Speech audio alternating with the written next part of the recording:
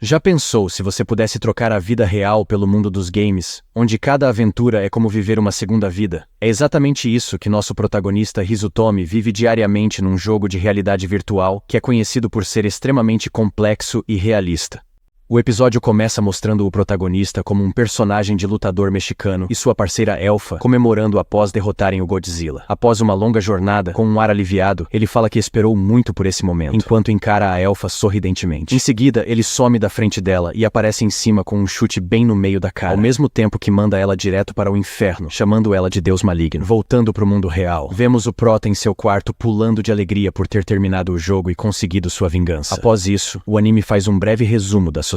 A narradora explica que no mundo moderno, os jogos em tela são considerados retrô e jogos de realidade virtual se tornaram comuns. Mas desses jogos em realidade virtual, poucos são considerados bons. O resto não passa de jogos em que o design não atende à tecnologia gráfica melhorada e acabam sendo conhecidos como jogos ruins. Mesmo eles sendo odiados pela maioria das pessoas, há aqueles que são tarados por esses jogos, que é o caso de Hakuro Hizutomi do segundo ano do ensino médio, o protagonista da história, também conhecido como caçador de jogos ruins. E depois de colocar o jogo na prateleira de jogos escrito "nunca mais jogar de novo", ele se espreguiça na janela e pergunta qual será o próximo jogo ruim que ele vai jogar. Após a introdução, começamos a acompanhar a rotina tranquila do prota que se prepara para ir à escola. E enquanto ele caminha pelo corredor, vemos uma aluna ansiosa com o protagonista se aproximando, imaginando uma interação entre os dois conversando sozinha, só esperando a oportunidade para chegar nele. E quando finalmente toma coragem, ela é interrompida pelo amigo do cara que puxa assunto com ele antes, fazendo a coitada ser ignorada sem querer. Em seguida, vemos a mesma garota entrando em uma loja de videogame. Ela se chama Ray, e assim que entrou, começou a olhar ao redor procurando por algo. É então que a atendente percebe que ela estava procurando pelo protagonista, informando que hoje ele também não apareceu, deixando ela com vergonha e inventando desculpas de que só estava ali pelos jogos. E depois disso, ela fala que ele está desafiando um jogo ruim muito especial, fazendo tempo que ele não dá as caras por ali. Ray fica interessada, e a atendente mostra o jogo que vimos no início, explicando logo em seguida todos os defeitos desse jogo, e que se não for habilidoso, não dá nem pra passar do primeiro chefe. Enquanto ela fala, Hakuro aparece na loja procurando por mais algum jogo ruim, e no mesmo instante, Ray some dali por estar com vergonha de ser vista por ele. A atendente então pergunta se ele já zerou o jogo, e ele começa a explicar o quão horrível era esse game, e também conta como deu uma bica na cara da Elfa após derrotar o último chefe. Enquanto isso, Ray observa ele escondida lá do fundo com um sorriso no rosto. A seguir, ele está em seu quarto lendo mais sobre o jogo que a moça da loja recomendou, descobrindo que a história do jogo é que uma colônia espacial viajando pelo universo deixou uma nova sociedade humana e desapareceu. E 1000 anos depois, os jogadores vivem livremente com tecnologia medieval, incluindo elementos de ficção científica. Após isso, ele inicia o jogo e já se surpreende pela quantidade de classes disponíveis, mas rapidamente acaba decidindo pegar a classe de mercenário com 2 espadas, escolhendo a naturalidade de andarilho, e na hora de escolher a aparência do personagem, de todas as opções possíveis, ele acaba fazendo um avatar de bermudinha com cabeça de arara. Nesse momento, a narradora explica que, em defesa da honra de Hakuro, ele prefere vender as armaduras para conseguir as melhores armas possíveis, já que na criação do personagem tem a opção de vender seus equipamentos, permitindo conseguir uma quantidade grande de dinheiro logo de início. Além disso, ele escolheu a máscara de pássaro para ninguém ver o rosto dele. Por isso, o resultado foi esse boneco peladão e meio furry. Ela também explica o motivo dele ter escolhido o nickname de Sunhaku, dizendo que era uma junção do significado do nome dele com o nome mesmo, e que ele escolhe esse nome em todos os jogos. Então ele se deita com o óculos de realidade virtual e começa o jogo pulando a introdução da história. Ele spawna numa floresta aparentemente calma, ficando impressionado pela fluidez de movimentação e a qualidade do jogo, dizendo que se mover é quase a mesma coisa que a vida real. Ele então corre e escala uma árvore para testar os movimentos, falando que nem dava para comparar com o jogo anterior que ele estava jogando, e ainda tinha o fato de que aquele mundo era realmente enorme. Ele abre o mapa e se questiona o motivo dele não ter começado numa cidade com tutorial para iniciantes. E nesse momento, a narradora aparece informando que quem escolhe andarilho acaba nascendo em um ponto aleatório da área dos iniciantes. Ele então analisa o mapa e decide ir em direção da cidade chamada Firstia, enquanto confere seus status, notando que sua defesa está bem baixa por estar sem armadura. Nesse instante, ele é atacado por um mini-goblin, porém acaba o derrotando sem nenhuma dificuldade com um único golpe, subindo pro nível 2 e ganhando um machado como item. E enquanto fala sobre o machado estar meio desgastado, desgastado, ele acaba percebendo que tem algo encarando ele dos arbustos e se prepara para lutar, falando sobre aproveitar cada experiência nova nesse mundo. De repente, um coelho com uma alta velocidade o ataca, e apesar dele desviar, ele vê a árvore sendo completamente destruída com o golpe do coelho. E assim que aparece a identificação dele como Coelho Vorpal, o bichinho tenta com sangue nos olhos atacar Sunraku, mas ele se defende e acerta um crítico no monstrinho, derrotando ele depois e upando direto pro nível 4. Mas o coelho não dropou nenhum item. Mas apesar disso, derrotar o coelho com um contra-ataque daquele jeito fez ele liberar a habilidade de contra-ataque relâmpago. Isso levou ele a deduzir que pode aprender habilidades usando certas ações. E como as habilidades de luta do próprio jogador são importantes no jogo, ele vai conseguir lutar muito bem mesmo contra inimigos de nível alto. É nessa hora que ele se dá conta de que tá jogando por todo esse tempo e não encontrou nenhum único bug, ficando ainda mais empolgado com o jogo e saindo igual louco atrás de um coelho vorpal para conseguir a faca dele. E no caminho, ele desbloqueia novas habilidades e já está no nível 12, decidindo que agora vai colocar os pontos de status que conseguiu, principalmente em sorte. Ele fala sobre o quanto queria que aquele tipo de coelho aparecesse um pouco mais, falando que realmente parecia ser um tipo raro. Mas apesar disso, ele conseguiu derrotar uns e adquirir as facas depois de quase 2 horas e meia jogando. Ele também conta que das habilidades novas que ele conseguiu, só a perfuração parafuso parece ser útil, enquanto as outras só são melhores que nada. Com isso, ele percebe que não vai conseguir muito só lutando com monstros fracos, então abre o mapa e nota que acabou ficando mais distante da cidade inicial. Nesse ponto, ele está mais próximo da segunda cidade, Second Isle, e para chegar lá, ele vai precisar cruzar a ponte do vale, que está sendo protegida pelo chefe da área, essa serpente gigante. O problema é que esse chefe deve ser enfrentado em um grupo de no mínimo 3 jogadores, mas o protagonista só parte pra cima feito louco. E depois dos créditos finais do episódio, na saída da floresta desenfreada, vemos um cavaleiro com uma armadura gigante e todo mundo olhando com curiosidade pra ele.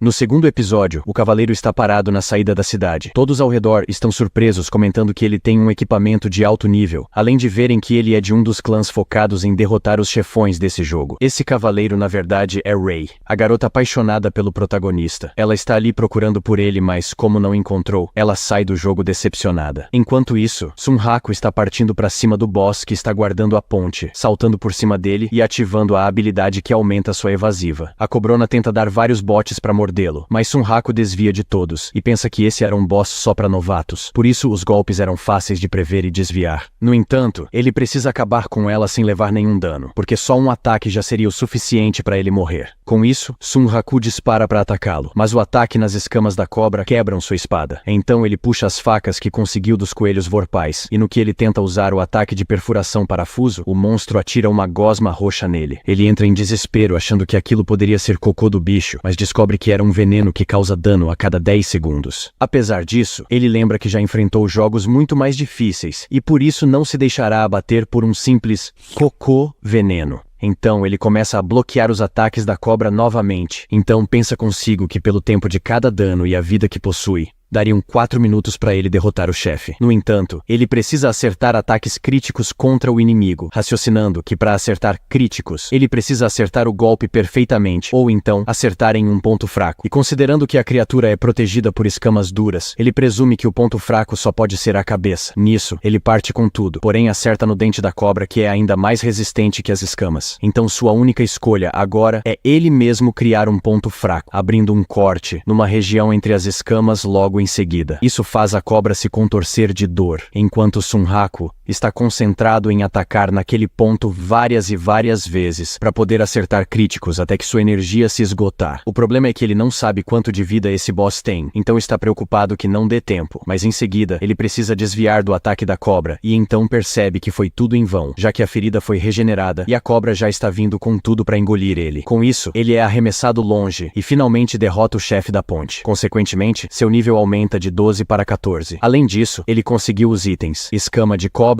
e cabelo branco da cobra. Ele fica empolgado imaginando que esses itens possam valer muita grana. Contudo, Sunraku é alertado sobre os efeitos do veneno e entra em desespero, pois está quase morrendo. Ele fica todo atrapalhado, mas distribui todos os pontos que ganhou em energia e agilidade para alcançar a cidade e comprar logo um antídoto. Mas enquanto corre, ele lembra de um pequeno detalhe sobre isso tudo. Ele não faz nem ideia de onde ficam as lojas. Após a cena mudar para 2 players falando sobre domesticação de pets no jogo, vemos o protagonista vindo correndo na direção deles que nem louco. A garota puxa seu arco e flecha achando que ele era um monstro, mas o garoto a impede de atirar dizendo que era outro player e que se ela fizesse isso ia se tornar uma PK e ter uma caveirinha do lado do nome, o que significa que ela afastaria outros jogadores por verem ela como uma ameaça. Nisso, o cara supõe que Sunhaku tenha sido atingido pelo veneno e grita para que ele continue em frente, explicando que o prédio branco próximo é uma hospedaria, mas adverte que os pontos de retorno não serão registrados até que ele descanse na cama. Agradecido pela ajuda, Sunraku parte a toda velocidade com veneno nos olhos, literalmente. Ao chegar na hospedaria, a recepcionista começa a explicar as coisas, mas Sunraku desesperadamente pede por uma cama, pois estava com o último ponto de vida e prestes a morrer. Ela então oferece o quarto 102, e ele voa dali pulando direto na cama, conseguindo registrar seu ponto de retorno. E ao se levantar para comemorar, seu último ponto de vida se vai, e ele retira o óculos de realidade virtual. Se sentindo aliviado por ter chegado à cama a tempo, mantendo seus itens salvos e lembrando do player que ajudou ele, dizendo que precisa agradecer ele melhor se o encontrar. E enquanto ele está empolgado querendo concluir todos seus objetivos e eventualmente desafiar os melhores jogadores, o povo ao redor começa a achar ele esquisito por estar equipado daquela forma. Ele decide que talvez seja melhor comprar umas roupas primeiro. Então ele entra numa loja de armaduras e pega a roupa mais barata, dizendo que não liga pra defesa, só não quer ser visto como um esquisitão pelos outros jogadores. Agora, já na loja de armas, ele tenta vender seu machado de Goblin, mas o comerciante recusa dizendo que o machado não prestava. Então, Sunraku pede para ver as armas que ele tem, mas não acha nenhuma superior a seus facões vorpais. Determinado, ele segue em direção ao Pântano da Dificuldade, uma região que contém o minério que ele precisa e que se encontra no caminho entre Second Dale e Third Rema, a terceira cidade do jogo. Chegando lá, ele está tentando minerar no estilo Minecraft, mas é meio difícil de encontrar o minério cinza, deixando ele irritado com o tanto de pedra normal que vinha. Nisso, Sunraku comenta que para forjar uma arma de qualidade, ele precisará de mais 5 pedaços desse minério. E de repente, um sapo de lama se aproxima pulando pelo lugar e enchendo ele de lama, fazendo Sunraku explodir de raiva e tacar a picareta com tudo no sapo que era pacífico. Depois de um bom tempo caminhando até o sapo, ele senta-lhe o machado e pega o item pele de sapo de lama. Assim que o derrota, ele nota 2 jogadores novos passando por ali conversando e fala que quando as férias de verão começarem, ele provavelmente verá muitos outros, levando ele a presumir que é apenas uma questão de tempo até que a competição por materiais se intensifique. Então, é melhor coletar o máximo possível dali em diante. E após coletar muitos minérios em apenas 3 horas, o ferreiro mostra uma lista de armas que poderia criar com os minérios. Mas no meio disso, o homem diz surpreso que ele conseguiu um fóssil de caixão do pântano. Com isso, o ferreiro mostra uma arma que poderia forjar com aquele material e Sunraku pede por 2 dela. E após sair para comprar o mapa e as poções de cura, Sunraku retorna para buscar suas adagas do pântano, ficando satisfeito com sua durabilidade aprimorada, que a torna perfeita para seu estilo de jogo. O ferreiro sugere que Sunraku traga minérios com mais frequência para manter suas armas em bom estado. Ele explica que, como usuário de magia de forja, ele considera a melhoria das armas como cultivar em vez de melhorar, pois são como filhos para os ferreiros. E vendo que estava entardecendo, o ferreiro aconselha Sunraku a não circular pela cidade com a armadura que está vestindo, alertando-o sobre a presença de monstros noturnos perigosos. Então, Sunraku promete tomar cuidado, mas ao sair da loja, ele percebe que sua penalidade de morte havia expirada, fazendo ele ficar falando sozinho no meio da rua sobre o quanto ele tá a fim de caçar uns monstros para subir de nível. A cena então muda para Rei, que continua sua busca incansável pelo protagonista, se perguntando por que ainda não o havia encontrado. Nisso, ela usa seu golpe chamado Apocalipse e derrota a cobra com esse único golpe, enquanto a única coisa que ela conseguiu pensar é que o prota teria derrotado essa cobra e ido para Secondale, mesmo sendo impossível para um iniciante. E enquanto isso, Sunraku está lutando contra um Goblin de chapéu vermelho, enquanto organiza mentalmente as informações que já coletou. Ele nota a variação na aparição dos monstros de acordo com o ciclo de dia e noite, com monstros noturnos sendo mais agressivos e perigosos, como o ferreiro havia dito. E com essa informação, ele aproveitou para subir de nível e aprender novas habilidades. Apesar disso, Sunraku começa a achar que tem algo de errado porque aquele Goblin era muito mais forte que os da floresta, tanto em ataque como em estratégia, já que ele fazia até ataques falsos para enganar Sunraku e também tinha muito HP. Mas o pior de tudo era a risada estranha que ele fazia. Essa risada era um grito para chamar outros Goblins para ajudar, fazendo Sunraku pensar que mesmo se fugisse correndo a toda velocidade, ainda era incerto que ele fosse sobreviver. Então ele desvia de uns Goblins e depois parte para cima deles, mas nesse instante, uma onda de choque turbulenta mata todos os Goblins e afasta Sunraku. Nesse instante, um dos monstros únicos que foram mencionados antes surge rugindo, Lickagon, o atacante da noite. Depois do protagonista ficar chocado com a situação, a cena muda para a empresa desenvolvedora do jogo, onde em uma sala vazia está uma mesa de escritório com um PC monitorando as ações do jogo. É então que uma tela de aviso surge mostrando os status dos monstros únicos derrotados até agora, que era 0. Ninguém havia derrotado nenhum desses monstros especiais. É então que uma barra de progresso aparece em 0%, provavelmente indicando que uma batalha com esses monstros únicos acabou de começar. Começamos o episódio observando a garota apaixonada pelo Prota. Ela está com o controle do videogame dentro do jogo, conversando com a dupla de amigos que ajudaram Sunraku no segundo episódio. A moça iniciante acaba se assustando com a forte presença da cavaleira e ameaça atacar, mas seu parceiro a impede. Continuando a conversa, ela pergunta sobre Sunraku e acaba recolhendo algumas pistas sobre seu paradeiro, e terminando a conversa, ela dá um presente como agradecimento e parte rapidamente. Após sair, eles começam a falar sobre o emblema que havia em sua capa. Ele é de uma guilda que se concentra no monstro único Lickagon, o atacante da noite. O rapaz continua explicando que os monstros únicos são diferentes dos demais, pois não reaparecem depois de derrotados. Os rumores também dizem que existem 7 deles dentro do jogo, e que os jogadores formaram clãs específicos só para derrotá-los. E ele termina a explicação dizendo que mesmo após 1 ano e 30 milhões de jogadores, ninguém nunca conseguiu derrotar nem mesmo sequer um deles. Terminando a explicação, o anime corta para o protagonista se encontrando de frente justamente com um desses monstros únicos. No caso, ele encontrou Lickagon, conhecido como o Atacante da Noite. Diante da presença ameaçadora, Sunraku percebe o poder do monstro e logo percebe que morrerá caso tome algum golpe. Enquanto se encaram, Lickagon parte para cima, pressionando o protagonista, que mesmo conseguindo defender, começa a suar e ter os batimentos cardíacos aumentados, sentindo toda a pressão causada pela criatura. Lickagon novamente toma a dianteira e ataca, iniciando uma troca de golpes. Sunraku acaba levando vantagem e consegue acertar alguns ataques críticos, fazendo o monstro recuar um pouco e sumir, aparecendo atrás do protagonista para tentar um golpe surpresa, mas isso não funcionou. A então batalha continua no mesmo troca-troca até que o monstro começa a ser mais agressivo, acelerando o ritmo da batalha enquanto se teletransporta. O Prota, por sua vez, continua atacando, mas a pele do adversário é muito mais dura que as escamas da cobra voraz, e mesmo atacando diversas vezes, ele não causou nenhum efeito no monstro, só acabou desgastando seus facões no processo. E apesar do nível extremamente alto de dificuldade, Sunraku continua empolgado com o jogo e parte para cima, conseguindo passar pela defesa e o acertando no olho do monstro. O bichão então começa a urrar, impedindo o Prota de mover seu corpo, e com o corpo paralisado, ele recebe um golpe misterioso que arranca suas pernas.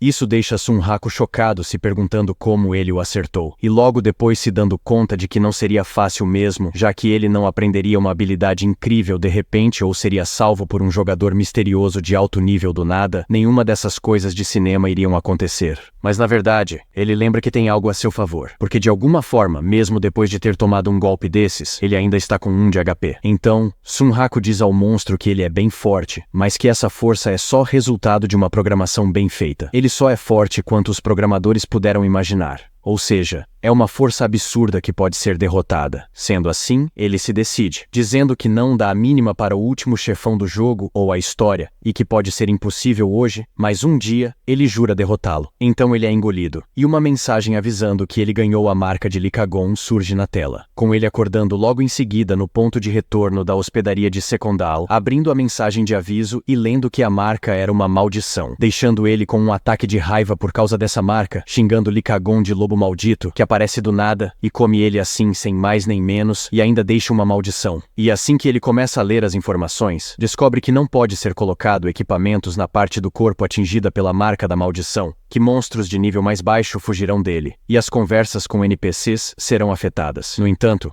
o único ponto positivo é que a parte do corpo afetada ganha resistência a efeitos mágicos.